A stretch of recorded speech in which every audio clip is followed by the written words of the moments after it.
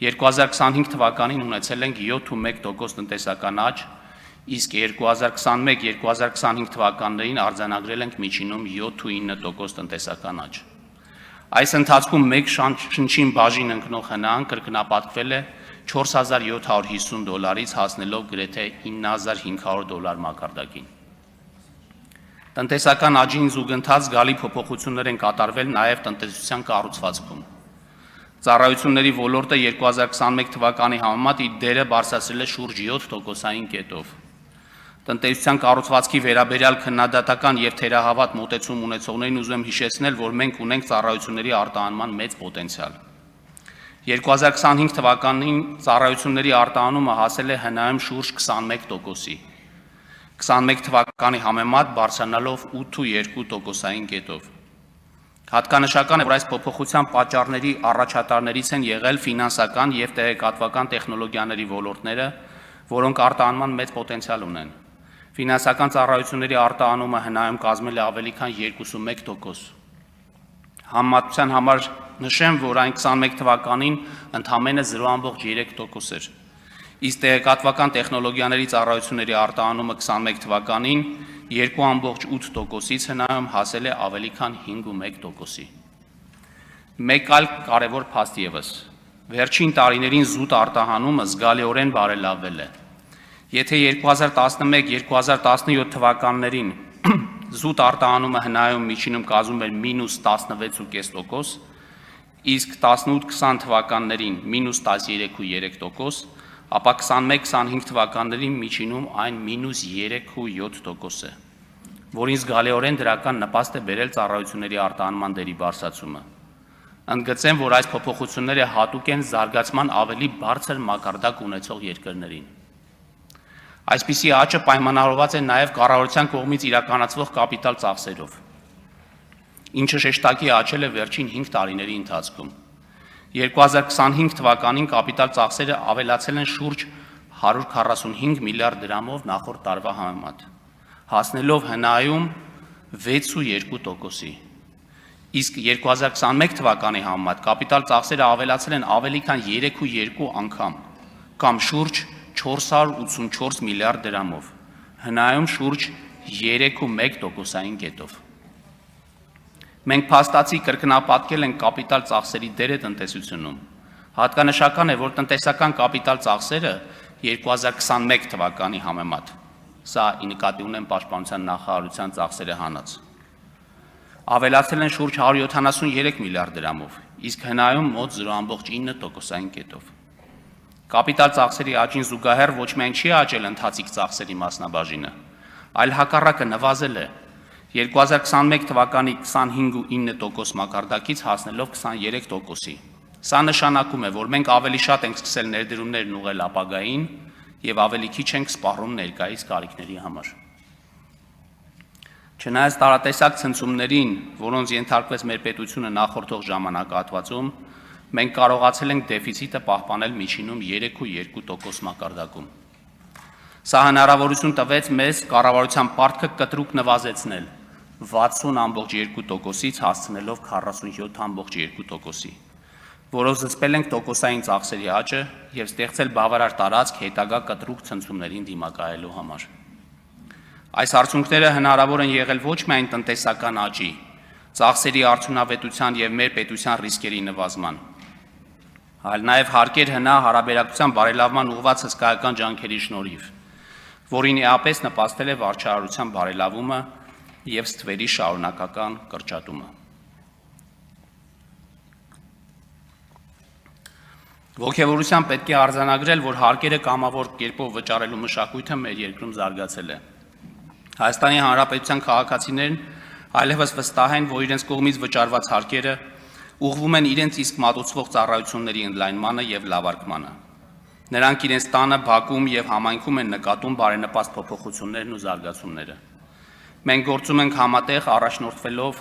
պետությունը պետք է ուժեղացնի մարդուն, մարդը պետք է ուժեղացնի պետությանը բանաձևով։ Եվ հունիսի 7-ին մեզ տված քվեն հենց այս տրամաբանության հաստատումն է։ Պետությունը իրականացնում է միջավայրաստեղծ աշխատանք, որը դրսևորվում է մի կողմից կայուն եւ կանխատեսելի ձեռնարկատիրական միջավայրի ձևավորման, Ներդրումների պաշտպանության համար երաշխիքների տրամադրման, հավասար մրցակցային միջավայրի ապահովման միջոցով։ Մյուս կողմից, ազգային տնտեսության մրցունակության բարձրացման համար անհրաժեշտ ենթակառուցվածքների ձևավորման, վարձու աշխատողների իրավունքների արդյունավետ պաշտպանության եւ այլ կարևոր ուղղություններով պետական գործառույթների իրականացման ձևով։ Հարկերի տեսքով պետական բյուջե վճարվող գումարներն ամբողջությամբ հասցեական ձևով եւ վստահելի հաշվետվողականությամբ ծախսվում են հանրային բարիքների ապահովման ուղղությամբ, նպատակ ունենալով ըստ ճիշտ ընտրված առաջնահերթությունների լուծել սոցիալական, պաշտպանական, առողջապահական, կրթական, գիտական, մշակութային, բնապահպանական եւ այլ հանրօգուտ նշանակության խնդիրներ։ Այս իմաստով հատկանշական է այն, որ միայն պետության միջոցով եւ պետության սահմանված կանոններով է հնարավոր ներդնել հանրային ռեսուրսների հավաքագրման եւ ծախսման այնպիսի համակարգեր, որոնց արդյունքում ապահովում են անվտանգային միջավայր, պաշտպանունակություն, իրավակարգ, մրցակցային, գործարար եւ համակերպության միջավայրեր, կլիմայի փոփոխության հետևանքով անհրաժեշտ ենթակառուցվածքներ, հասարակության ծերացման առնչվող հիմնախնդիրների լուծումներ, այլ հանրային բարիքներ, որոնք որևէ կերպ հնարավոր չէ ապահովել անհատական մակարդակում։ Հարկային բեռն արդարացի ձևով է բաշխված տնտեսության տարբեր ոլորտների, գործունեության տարբեր տեսակների, հարկման տարբեր համակարգերի եւ հասարակության տարբեր սոցիալական խմբերի միջև։ Եվ եթե անգամ կիրառվում են օրենքով սահմանված որոշ հարկային արտոնություններ, ապա դրանք բխում են կառավարության հայտարարած տնտեսական զարգացման առաջնահերթություններից ու գերակայություններից, հանրապետության տարածքային համաչափ զարգացման քաղաքականությունից, սոցիալ-տնտեսական խնդիրների լուծման անհրաժեշտությունից։ Հարկային արտոնությունները երկարաժամկետ հեռանկարում հասարակության համար ապահովում են ավելի մեծ հանրային բարիքներ կամ կրճատում են ավելի մեծ հանրային ծախսեր, քան դրանց հետևանքով չհավաքագրված հարկերն են։ Չկան արտոնյալ կարգավիճակ ունեցողներ, որոնք հնարավորություն ունեն առանց հարկեր վճարելու ձեռնարկատիրական գործունեություն իրականացնել եւ դրանով իսկ անհավասար մրցակցային պայքարի մեջ մտնել բարեխիղճ հարկ վճարողների հետ։ Անցյալ 5 տարիների թռիչքաձև տնտեսական աճը ուղեկցվել է բնակչության կենսամակարդակի բարձրացմամբ, որի մասին նաև վկայում են կենսամակարդակը բնութագրող հիմնական ցուցանիշների դրական դինամիկաները, այդ թվում աշխատավարձի, աղքատության, սոցիալական բևեռվածությունը բնութագրող ցուցանիշները։ Հատկանշականն այն է, որ 25 թվականին աշխատավարձերի եւ վարձու աշխատողների աճը գրանցվել տնտեսության գրեթե բոլոր ոլորտներում։ 2025 թվականին միջին ամսական աշխատավարձն աճել է 5.6%-ով, կազմելով 303.140 դրամ, իսկ վարձու աշխատողների թվաքանակը 4.6%-ով, կազմելով 795.212 մարդ։ Աշխատավարձի աճին հիմնականում նպաստել են առևտրի, կրթության, մշակող արդյունաբերության ոլորտներում աշխատավարձերի աճերը։ Աշխատավարձի բարձր աճեր են գրանցել նաև գյուղատնտեսության վարչական ծառայությունների փոխադրումների ոլորտում։ Գործազրկությունը նվազել է 0.6%-ային կետով, կազմելով 12.8%։ 2021 թվականի համեմատությամբ միջին ամսական անվանական աշխատավարձը աճել է 48.6%-ով, վարձու աշխատողները 22.4%-ով, իսկ գործազրկության մակարդակը նվազել է 2.7%-ային կետով։ Կարևոր է ընդգծել, որ 21 թվականի համեմատ սպառողական գները աճել են շատ ավելի համեստ տեմպով, 14.8%-ով, ինչը նշանակում է, որ իրական արտահայտությամբ միջին աշխատավարձը աճել է շուրջ 30%-ով։ 2025 թվականին միջին գնաճը գտնվել է թիրախային մակարդակին շուրջ եւ կազմել 3.3%։ Միջին աշխատավարձի աճը զուգորդվել է արտադրողականության բարձրացմամբ։ Եթե 21 թվականին մեկ զբաղվածի հաշվով ՀՆԱ-ն կազմում էր 6.4 միլիոն դրամ, ապա 2025 թվականին այն հասել է 9.6 միլիոն դրամի։ Տնտեսական այս դրական զարգացումներն արտացոլվել են նաև աղքատության ցուցանիշում։ Մասնավորապես 2024 թվականին գրանցվել է վերջինիս 2%-ային կետով նվազում։ Զուգահեռաբար ուղեկցվելով նաև եկամուտների անհավասարության աստիճանական մեղմացմամբ։ Ծայրահեղ աղքատությունը նվազել է 0.5%-ային կետով։ 2021 թվականի համեմատ աղքատության մակարդակը նվազել է 4.8%-ային կետով, իսկ ծայրահեղ աղքատությունը 0.9%-ային կետով։ Ըստ այդմ ընթացիկ դրական զարգացումները հնարավորություն են տալիս ենթադրել, որ աղքատության, անհավասարության նվազման միտումները կկրեն շարունակական բնույթ, իսկ մեր իրականացած քաղաքականությունները, այդ թվում առողջության համընդհանուր ապահովագրությունը, կենսաթոշակների բարձրացումը, մարդկային կապիտալի զարգացմանը եւ տնտեսական ենթակառուցվածքների բարելավման ուղղված միջոցառումները ոչ միայն դրական նպաստ կբերեն անհավասարության հաղթահարման գործընթացին, այլ նաեւ կբարձրացնեն հասարակության ընդհանուր բարեկեցությունը։ Հարգելի գործընկերներ, 2025 թվականի բյուջեի եկամուտները կազմել են 2 տրիլիոն 886 միլիարդ դրամ, որից հարկային եկամուտները եւ պետական տուրքերը 2 տրիլիոն 725 միլիարդ դրամ, ինչը գերազանցել է նախորդ տարվա ցուցանիշը ավելի քան 334 միլիարդ դրամով։ Արդյունքում հարկեր հնա ցուցանիշը կազմել է 24%, 24 թվականի 23.3-ի և 21 թվականի 23%-ի դիմաց։ Այս 5 տարիներից 3-ի ընթացքում հարկերի հավաքագրման տարեկան աճը կազմել է ավելի քան 300 միլիարդ դրամ։ Այսինքն ամեն տարի մենք ունեցել ենք հավելյալ 300 միլիարդ դրամ հարկային եկամուտներ։ Այսպիսի ցուցանիշ Հայաստանում նախկինում երբեք չի գրանցվել։ Այս արդյունքը ոչ միայն արդյունավետ վարչահարության, այլ նաև տնտեսության զարգացման և Հայաստանի Հանրապետությունում բիզնեսով զբաղվելու բարենպաստ միջավայրի ապահովման շնորհիվ է։ Բիզնես միջավայրի բարելավման մասին է վկայում այն հանգամանքը, որ վերջին 5 տարիների ընթացքում ակտիվ հարկ վճարող կազմակերպությունների թիվը աճել է ավելի քան 49,000-ով կամ 49.4%-ով։ Այդ թվում խոշոր կազմակերպությունների քանակը աճել է 34%-ով, իսկ միջին կազմակերպություններինը 68%-ով։ Հատկանշական է, որ կազմակերպությունների թվի աճին զուգահեռ տեղի ունեցել նաև կազմակերպությունների խոշորացում։ Այդ մասին է վկայում այն, որ 1000 խոշոր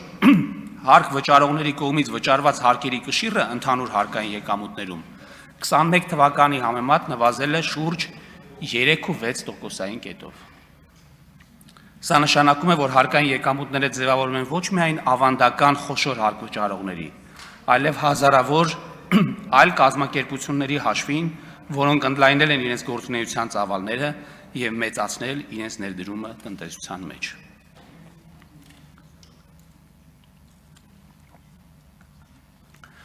Կառավարության ծախսային քաղաքականությունը 2025 թվականին կրել է ռազմավարական բնույթ, շեշտադրելով անվտանգային կարողությունների հզորացումը և մարդկային կապիտալում ներդրումները։ Պետական բյուջեի փաստացի ծախսերում ամենամեծ տեսակարար կշիռները կազմել են աշխատանքի և սոցիալական հարցերի նախարարությունը, պաշտպանության նախարարությունը և կրթության, գիտության, մշակույթի և սպորտի նախարարությունների պատասխանատվությամբ իրականացվող ծրագրերը։ 2025 թվականի պետական բյուջեից ծախսվել է 3 տրիլիոն 305 միլիարդ դրամ, որից 703 միլիարդ դրամը կազմել են կապիտալ ծախսերը։ 2025 թվականի ծախսերը ավելին են եղել 24 թվականից 350 միլիարդ դրամով, որից կապիտալի մասով շուրջ 145 միլիարդ դրամով։